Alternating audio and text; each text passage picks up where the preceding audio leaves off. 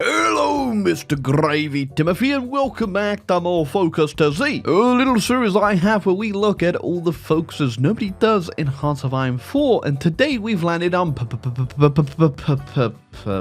Paraguay. Unfortunately, we're going back to South America. Okay, so I was kind of debating whether or not I should actually even throw Paraguay in here. They don't really have too much of a focus tree, and the only unique parts to it, because they do share a whole bunch with both Uruguay and also the rest of the South Americans, is the left side over here. But I have yet to actually play Paraguay, so I thought I'd give it a whirl. I did think that the Shadows of the Triple Alliance thing over here is pretty interesting, so we'll give that a go too. If you don't know, it's just a focus where you go to war with both Argentina and Brazil. Don't have to do them at the same time, but there is an achievement if you declare war on Brazil, Argentina, and Uruguay all at the same time. Okay, first things off, we are getting ourselves a coup d'etat. Okay, now going over to the right side over here, that would launch us into a civil war, and as you can see, there is a lot of bad stuff that comes with that. And you know what, since this is the dumb little series where, you know, we do the focuses that nobody ever does, I guarantee a lot of people probably don't actually do the civil war, so here we go. Now we need to immediately reach out to the American contacts for aid, as you can't tell, my units ain't looking too good. Oh, yeah. Okay, so actually going here, call out for aid, you get 2,500 weekly manpower for 1,000 days. I think we might be here for a while. Okay, our units are fully supplied. Now we've spawned in some Marines from our to cross a river focus, and the US was more than willing to give a coup d'etat attempt down in South America some weapons to get things going. As soon as we got our specialized terrain training, we will be going to attempt to cross this river, and we will liberate Philadelphia. All right, so we're going to attack down here with our Marines. We also get makeshift bridges as well, so hopefully this will help. Oh yeah, we are breaking them easy. All right, and I think we are just about to get them to capitulate as easy as that. And I think that's the best thing we could do right there, because we get all of their equipment as well that was left in their units. Nice. Okay, Civil War complete, and now we've also done our Go to Bolivia focus beforehand, which means we have a little goal on them too. Also, need to make sure, because I had to reload for this, I didn't realize that you needed to still be in the Civil War to do these, or else you get locked out of all this. We are also going in straight to Bolivia next. Can't tell, fighting in South America is as fun as ever. Okay, so we're only going to take this province right here, I think, and then go ahead and puppet the... I can't even puppet them, can I? Because I'm still a democracy. Okay, we're taking all of Bolivia. All right, and then we're just going to have to release them like this. This is going to give us a bit of a buffer again. Hold on a second. This is going to give us a bit of a buffer against the Brazilians. I reloaded. I got strikes, so yeah. So the political power gone. Okay, so now it's time for Beneath the Shadow of the Triple Alliance, and we're not going to declare them at the same time. We are just going to go for Brazil first off. Okay, so we're going straight in on Brazil. Now, our front line is pretty good. We should be able to break through no problem. Then in our back line over here, I've just got a bunch of cheap cavalry, which we're going to use to just run around the Brazilians. Although, considering just how many units I have and how little the Brazilians start with, and how much manpower, I'm still getting that French manpower come in for some damn reason. I don't think this could be a problem. You know, but I still want to take as little casualties as I can. Well, that Brazil already gave up to me, but I don't think so, buddy. Brazilians literally never stood a chance, which again is another good reason to get Bolivia actually puppeted, because they just end up sticking a whole bunch of units on there that I'm never going to call them in. Okay, welcome to my new nation, Brazil, except the parts of the Amazon I can't walk to.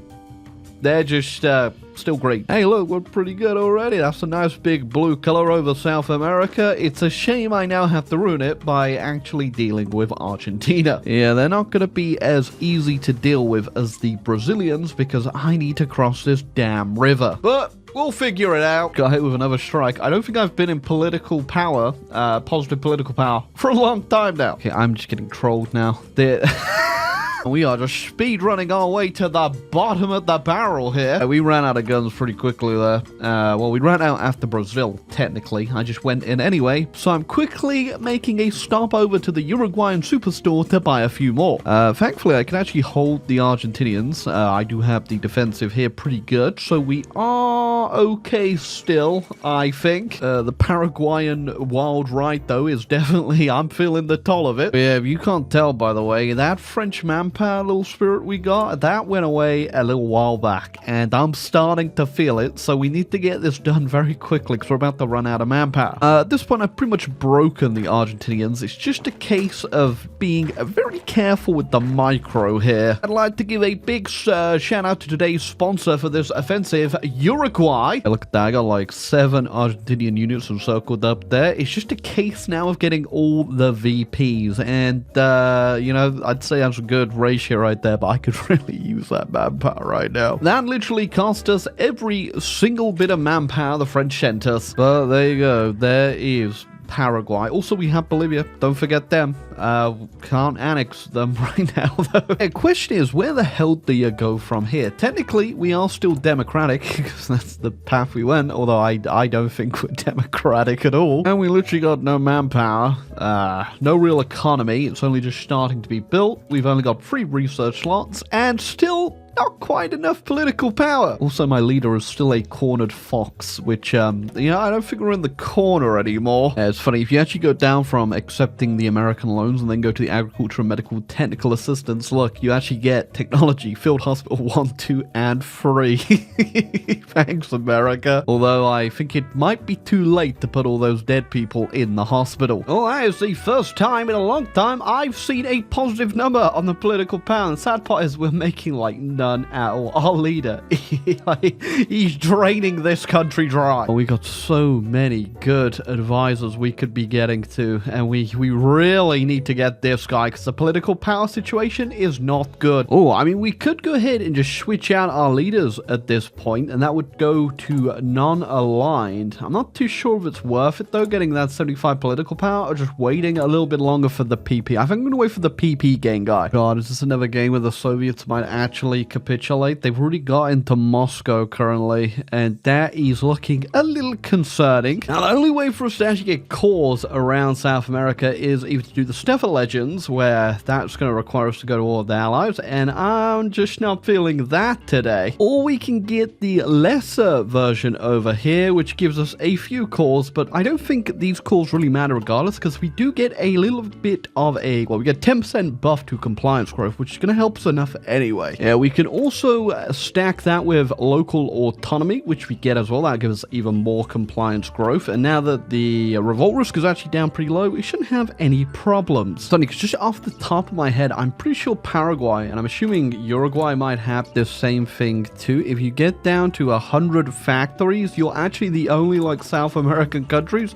that can get more than 4 research slots. That's from the DLC, by the way. The originals can all still have it with their generic focus tree, but, you know, it's just real funny that. Although it does require us getting up to 100 factories, and we are still a little ways away from that, and obviously we were taken aback a bit. We've only really just got this land, and we're still getting compliance growth in it, so it's going to take us a little bit. All right, there you go. I have gone ahead, just joined the allies just by joining normally. I think that means we can bypass this over here and go straight over a deal with the devil and get a few of our cores. Now, the real best thing about this focus, in fact, I won't even say anything, all right? Just watch what happens after I complete it. Republic of Paraguay. Greater Paraguay! Yep, I'm now Burgundy. It's pretty cool. Really annoying thing about taking Brazil early is that they didn't actually get off a lot of their focuses to get all their resources on the map. And I was thinking about releasing them back when I actually took them out, but I was like, we already got one puppet. It'll probably take us too damn long. And alas, dear Yorick, we're feeling it right now. Yeah, I am on free trade, just so we could have built our industry up as quickly as we can. And we are looking pretty damn good now, so I think we'll knock that down. But yeah, yeah, we are feeling it pretty bad. There you go, though. We have gotten the mythical 5th research slot in a South American country. They said it wasn't possible. Okay, we're just gonna say screw it now. We're gonna help our allies in their great crusade against the Germans, who have made it further east, I see. Now, I should say, if you were to go the other route here, you do get a very nice bonus, but this does mean you cannot join any factions if you want to do this, which very hard. And also, we've already conquered South America 500 times before, so I thought we'd do something a bit different. All right, I am going to go ahead now and flip our leader. I don't really want to do this. It's kind of pointless in every which way, but I feel like the option is there, and this series requires us to do options you wouldn't usually do. So now our general is in control, and we have switched to the non-aligned party. And as you can see, we ain't gaining no non-aligned, so the Democratic Party is still probably going to be the most powerful thing we have. I did not even realize, but there goes Japan. I have no say in this. It would have been nice to steal their navy, but I've got no point, so no navy for me. Yeah, the annoying part about switching non-aligned, another reason I didn't want to do it, is that we do lose our local autonomy bonus, so we get a little bit less of our compliance growth, but that's fine, I guess. I mean, we literally just lost like 30% compliance from that. What the hell? Alright, friends, I'm sure you're still not too certain what a Paraguay is, but I'm here to help. This is a bit of an overly ambitious naval invasion, but I think it's working. Oh yeah, that most certainly worked. We did a good job, boys. Oh man, okay, yeah, the AI. Someone's got to teach this robot how supply works. I'm gonna attempt to help our allied buddies here by sweeping in from the left with a steel chair. Well, again, yeah, that worked quite well, huh? That worked very well. Pretty nasty, actually. If we managed to push them out of this tower right here, that is a whole bunch of units encircled. Okay, Italy has capitulated. We did get the puppet on them, but the UK didn't transfer the land, so we're just going to politely pull out now and go over to Normandy instead. Oh yeah, also, goodbye, Bolivia. You you were there too long. That's all you really had to offer. Some say D-Day. I say P-Day. God, you know, P-Day. That's a lot of units for P-Day. Yeah, that port taking right there just single-handedly put me up to 400k casualties with the Germans. All right, once again, we got the landing, and now we're leaving, and we're gonna get another landing. Also, goddamn, that is a lot of planes there, huh? That I don't think I've ever seen that many before. That's right. Blink and you'll miss it. It's Paraguay time, aka P-Day. Once again, we are just saving the allies from their own ineptitude. Again, Paradox, I am calling for your aid, as the war participation system does not make sense. I realize I could just justify Uruguay. So, I know you helped me out there a little while back when we were in a pickle.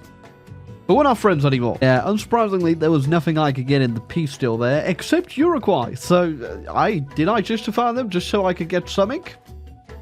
We'll never know. I mean, yeah, technically we also got Italy. We got them as a puppet from the stupid event. But, you know, the real jewel for our crown, Uruguay. I mean, that wasn't too bad. Greater Paraguay did end up being a little bit of fun. I mean, it is definitely not the best to unify South America with. To actually get the cause is one hell of a challenge, one that I was not willing to take on today. But yeah, it is kind of interesting, I guess. There's not a lot of difference from the Uruguay tree, and also just the rest of our tree is just the South American tree in general. So there are a few little things. One that I didn't point out is that you actually do get laissez-faire, where your people or your landowners will actually invest into your country, and you can see right here what they have invested into and the chances of stuff. And I guess it's an almost interesting concept, but it's so slow that you barely notice. But yeah, Paraguay is definitely more on the fun side in the challenge of actually taking down Brazil and Argentina. It's not too difficult where you want to rip your testicles off and throw them against the wall. It does feel pretty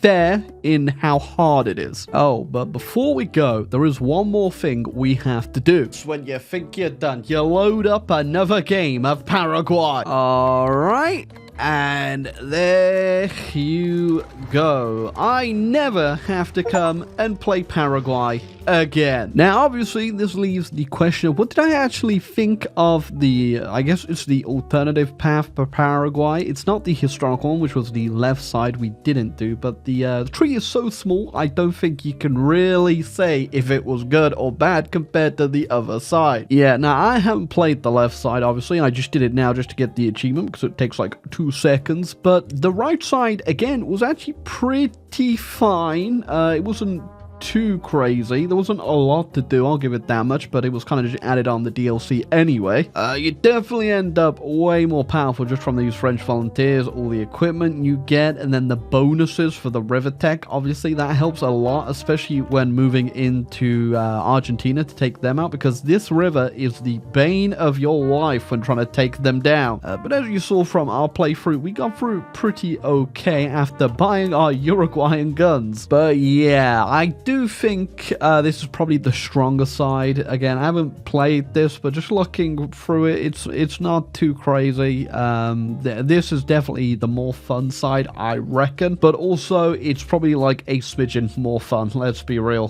Both sides of the historical path here just seem kind of bland, but the whole nation's kind of bland, let's be real. But either way, I mean, if you're actually crazy enough to do the crusade against imperialism over here, I gotta hand it to you, because actually taking control of all this stuff, you do end up getting a whole bunch of South America as cause, but oh boy, you're gonna have to fight your way through it. And obviously the most cursed part is that you can't be in a faction. It actually bans you from getting in a faction, and if it was a bit earlier and I haven't played so much South America in the past few months, I'd be willing to do it, but today I would no. Hey, but either way, considering I wasn't even planning on doing this Paraguay video, I was gonna skip them because, you know, there's not too much to show. There's not really any alternative paths, just kind of like Uruguay.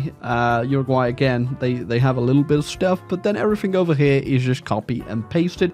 Yeah, I wasn't really gonna do this, but you know, I might come back and do Uruguay as well, and maybe try that crusade against imperialism. You know, maybe I'll be crazy enough to do it. Hey, but I hope you enjoyed this video as Paraguay, and if you're crazy enough to actually go ahead and do that part of the focus, let me know in the comments down below, because I'll be interested to see if anyone's managed to do it, and if you've still got any hair left. But until next time, catch you later, Timmy.